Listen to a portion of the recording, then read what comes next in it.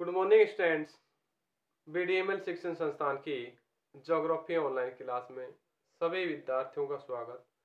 बच्चों, आज से जो पूर्व की कक्षा थी उसमें हम नागा जनजाति की बात की थी, उससे पहले पिग्मी जनजाति की बात की थी। जनजाति हमारी कंप्लीट हो चुकी हैं।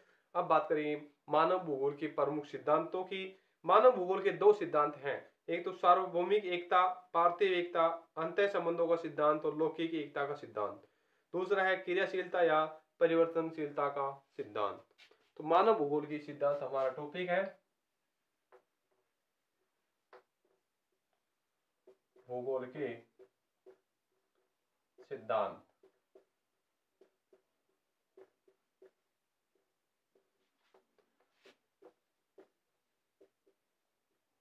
मानव भूगोल के सिद्धांतों के दो प्रकार हैं, दो सिद्धांत हैं, एक सार्वभौमिकता का सिद्धांत और एक क्रियाशीलता का सिद्धांत।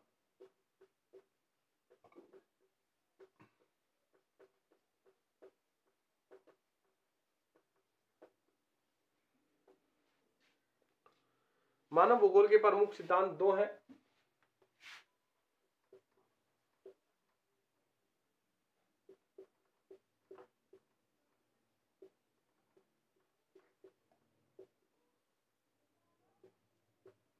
मानव भूगोल के दो सिद्धांत हैं।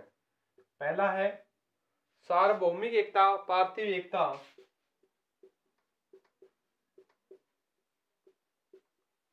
एकता, पार्थिव एकता, एकता, अंतः संबंधों का सिद्धांत।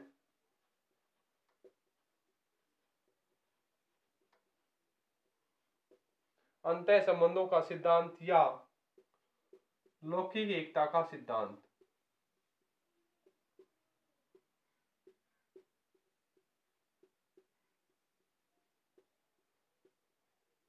सिद्धांत। दूसरा सिद्धांत है क्रियाशीलता या परिवर्तन का सिद्धांत। क्रियाशीलता या परिवर्तन का सिद्धांत।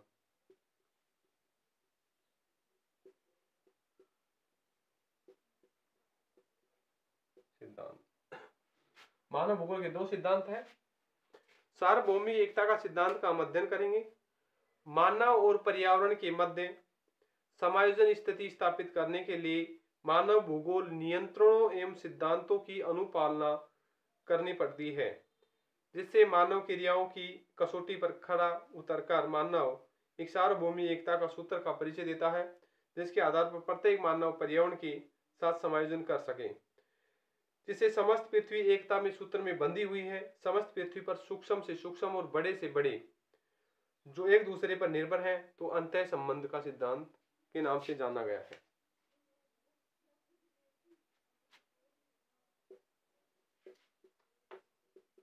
सार्वभौमिक एकता का सिद्धांत के आधार पर ही मानव एवं पर्यावरण के मध्य समायोजन की स्थिति बनी हुई है। इसमें मानव क्रियाशील है, पर क्रियाशील स्थिति में खरा कसौटी के आधार पर उतरता है, नियमों में बंध कर कार्य करता है। मानव अपनी खरी कसौटी में बंध कर नियमों में रहकर पर्यावरण के संबंध में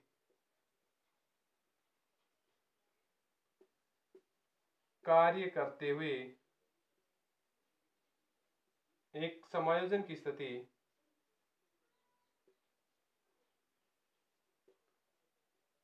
बनाता है।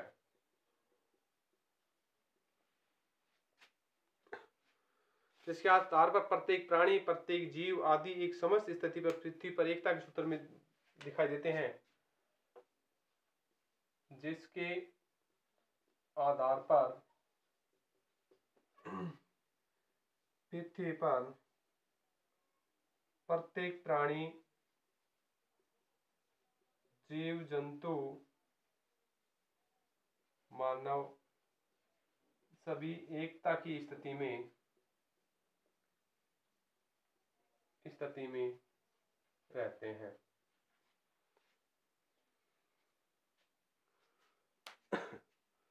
चाहे सूक्ष्म से सूक्ष्म हो और चाहे बड़ा से बड़ा हो, सभी अंतर संबंध बनाते हैं। चाहे सूक्ष्म से सूक्ष्म या बड़े से बड़ा, सभी एकता के आधार पर संबंधित रहते हैं, अंतर संबंध बनाते हैं।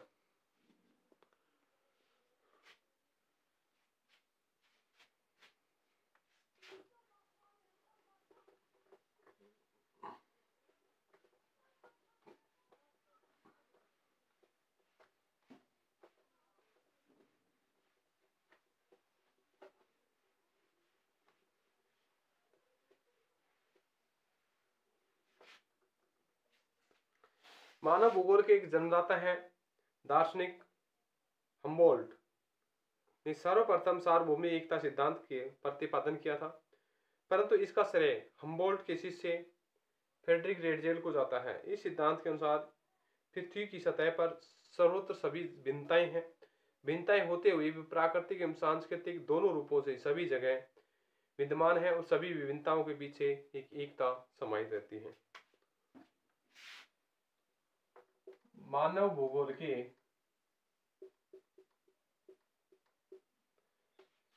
जन्मदाता एवं दार्शनिक हम्बोल्ट, जन्मदाता या दार्शनिक हम्बोल्ट ने सर्वप्रथम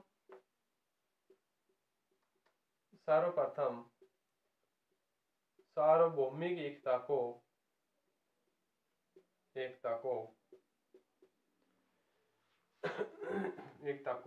विचारा, परंतु श्रेय इसके शिष्य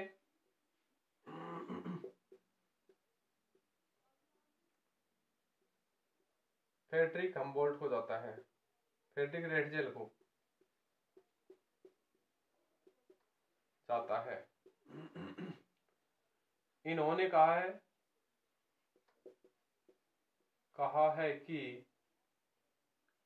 कि पृथ्वी के सभी सतह पर सर्वत्र भिन्नताएं होते हुए भी प्राकृतिक व सांस्कृतिक दोनों रूप से जगह जगह विभिन्नताएं विद्यमान है।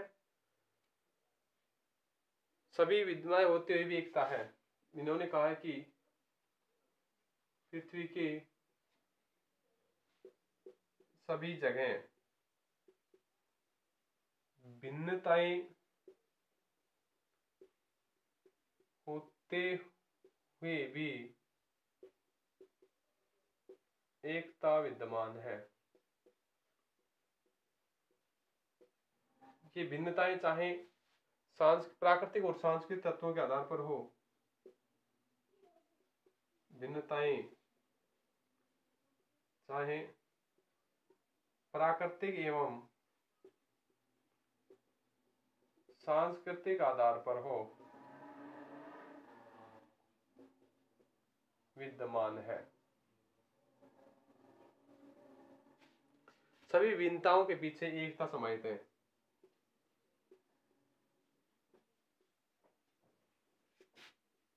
के पीछे एकता विद्यमान है, एकता समाहित है। ये बात कही थी हम्बोल्ट के शिष्य फ्रेडरिक रेडजेल ने। मानव भूगोल में सार्वभौमिक एकता सिद्धांत का अत्यंत महत्व इसलिए है क्योंकि पर्यावरण के जो सभी तत्व हैं इसलिए शामिल किया जाता है कि मानव और पर्यावरण के संबंध को समझा जा सके। उदाहरण के लिए अगर ब्रिटेन ने अपना साम्राज्य सभी जगह फैलाया तो उस समय विश्व की राजनीतिक ग्रेट ब्रिटेन के सूर्य अस्त नहीं होता था। इन सभी परिस्थितियों में उसने एक तत्व का संपूर्ण महत्व नहीं रखा। इस सिद्धांत के अनुसार सभी तत्व महत्व था। वे ब्रिटेन की जलवायु, औद्योगिक क्रांति, मजबूती, अर्थव्यवस्था, नाविक शक्ति, उसकी अव्यवस्थित अवस्थिति आदि को कारकों को शामिल रूप से प्रभावित किया।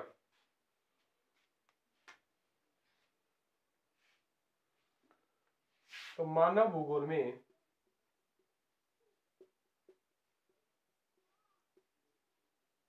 सार्वभौमिक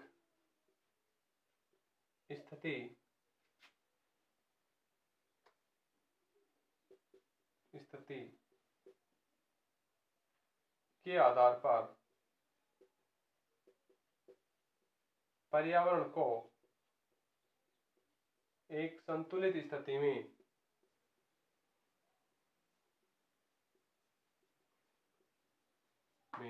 रखा है।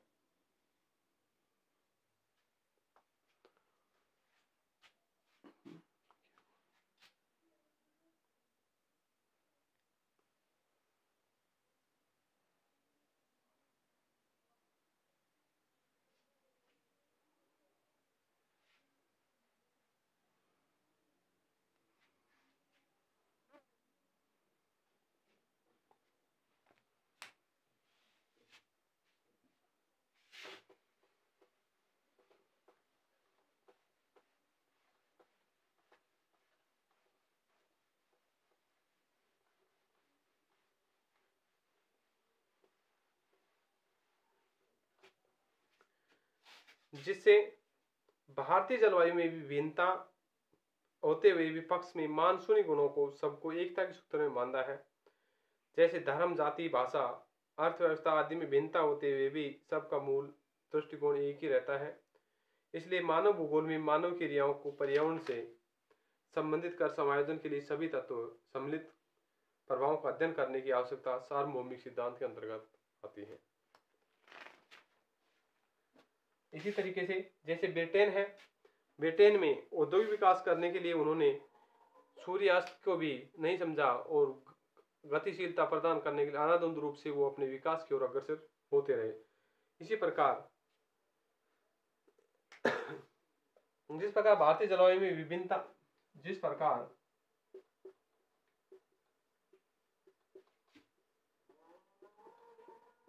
भारतीय जलवायु में विभिन्नता होते हुए भी मानसूनी गुणों विभिन्नताओं के बावजूद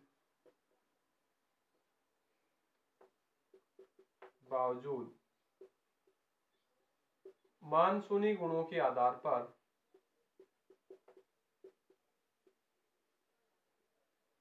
पर एकता में बांधा है। यानी सभी जगह विभिन्नताएं होते हुए मानसूनी स्थिति के आधार पर भारत की स्थिति को एकता में बांधा है। वैसे ही धर्म, जाति, भाषा, अर्थव्यवस्था आदि में विभिन्नता होते हुए भी सबको एकता के दृष्टिकोण में रखा है। इसी प्रकार धर्म, जाति, भाषा के आधार पर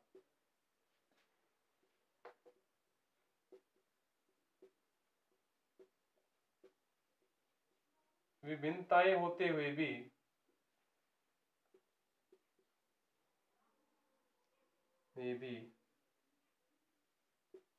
एकता के सूत्र में, एकता के दृष्टिकोण में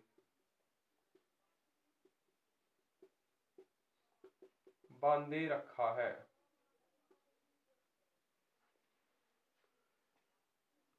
इसलिए मानव भूगोल की मानव क्रियाओं को पर्यावरण से संबंध स्थापित करने के लिए समायोजन की आवश्यकता महसूस की जाती है।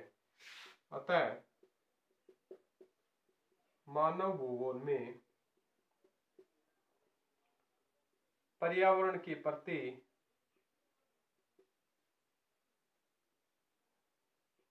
सजगता दिखाते हुए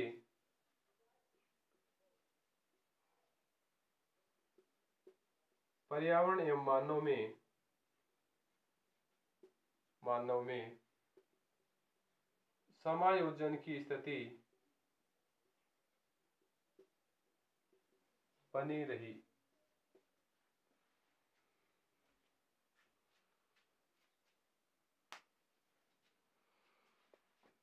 यानी हम कह सकते हैं मानव और पर्यावरण में समायोजन की स्थिति होना जरूरी है, क्योंकि प्रकृति के प्रति अगर हम अच्छी तरीके से सूझबूझता के साथ काम नहीं करेंगे तो प्रकृति हमारे को दोषपूर्ण स्थिति में ले जाएगी और इससे क्षति होगी। पर विभिन्न स्थितियों में होने के बावजूद भारत के क्षेत्र में, अनेक क्षेत्रों में, पर्यावरण क्षेत्रों में सभी एकता के सूत्र में लोग बंधे हुए हैं। अनेक कार्य, अर्थव्यवस्था, व्यवसाय, धर्म, भाषा अलग अलग होने के बावजूद भी वो सभी पर्यावरण के साथ समायोजन की स्थिति बनाए हुए हैं, प्रकृति में अपना महत्वपूर्ण जीवन व्यतीत कर रहे हैं।